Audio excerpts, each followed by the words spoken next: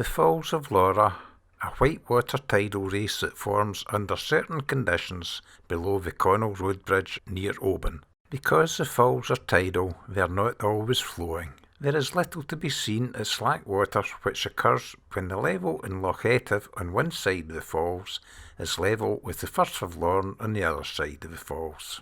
This is generally around 2 hours after high or low waters at Oban, because it takes a certain amount of time for the water in the loch to level out, as only a limited amount of water can flow through the narrow gaps at the bridge. However, as levels change between these times, the water starts to flow at a considerable pace, creating the illusion that it is a waterfall, when in fact it is a whitewater overfall.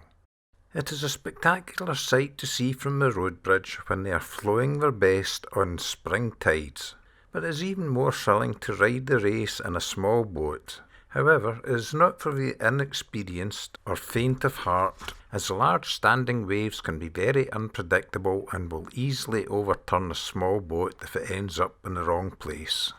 Not surprising, with a current flowing at speeds up to 12 knots, and around 4,500 tons of water passing every second. It's very easy to get swept into turbulent waters. In a small boat, it's a bit like trying to drive a car on very slippery and moving ice, with huge hydraulic boils constantly breaking the surface and swirling whirlpools keeping the surface in a constant motion. Although I have ran the falls many times in the past, I confess that I have never ventured into them when they are in full flow on a spring tide. Now I've changed my inflatable boat for a small rib, I felt it was time to man up for the challenge, so referred to the tide chart by Tony Hammock on his Falls of Lora info website. I timed my run in the falls for 1:30 p.m. on Friday, the 18th of September, which Tony recommends as a black ride day. In other words, one of the best. In this clip, I'm travelling from Loch Etive into the Firth of Lorn and passing under the southern side of the bridge, as this is the recommended side for boats. There is a deep water channel, around 30 feet deep, on this side of the bridge. This passage was at slack water the previous day, to illustrate the difference that the tide makes.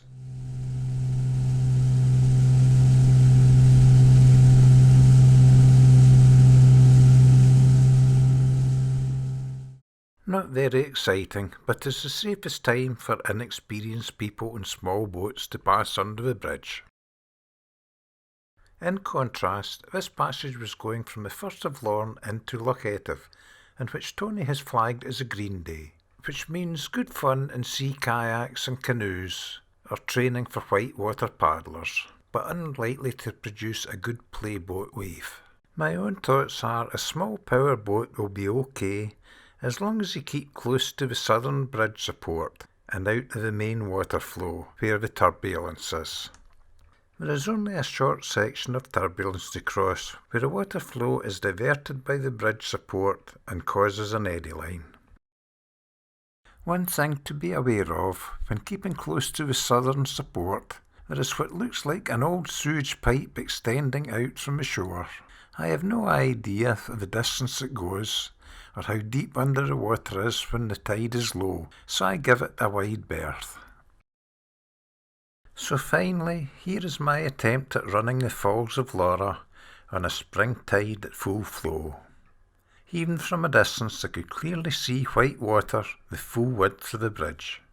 In fact, the most turbulent area was on the southern side. There were around a dozen kayakers also having fun in the white water, so I kept a careful eye on them to ensure no one was paddling near my chosen route. Fortunately, I knew the kayakers mostly keep to the northern side where the best 3 standing waves form. I noticed there was one area of smooth water flowing just to the left of the main flow turbulence, and I decided this was my best way under the bridge. Just to the left of the smooth flow I could also see the rock reef was exposed by the low tide, so I knew there was not much room for error. Satisfied that all the kayakers were on the other side of the bridge, I committed myself to my chosen route. Things happened quickly and I had to react fast, so I slowed the video down to half speed. This gives me time to tell what was going through my mind and how I reacted, and also gives a better view of what was going on. The red arrow illustrates the smooth water that I was heading for. And though it's smooth, it's still dropping over a metre in height over a distance of just a few metres. My 25 horsepower outboard was running on 3/4 throttle, which meant I had a little in reserve if it was required.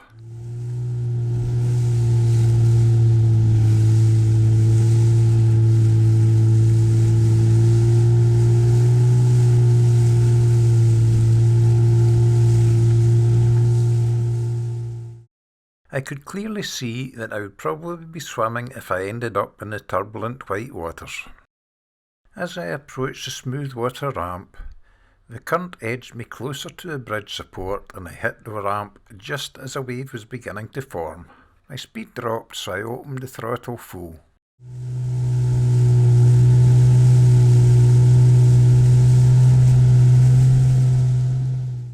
Then, as another wave formed in front of the boat, I realised I had lost all forward momentum. In fact, looking at the bridge, I suddenly realised I was being swept backwards into the turbulent white water.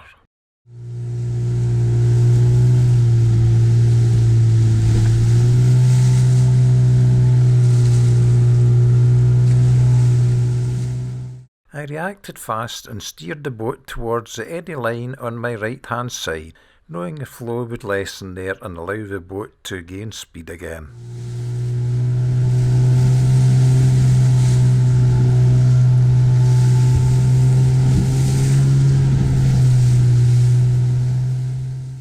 Which allowed me to successfully run the Falls of Lora while it's flowing in full speed.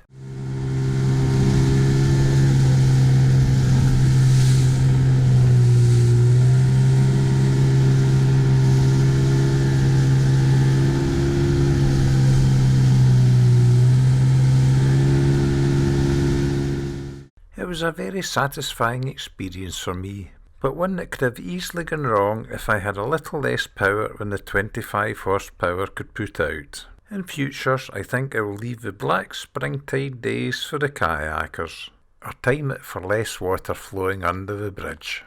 If you decide to run the falls on full flow in spring tides in a small inflatable boat, do take care and stay safe. For information only, the boat they used was this one, a 4.2 metre long Quicksilver aluminium rib, powered by a 25 horsepower 2-stroke outboard. Thanks for watching.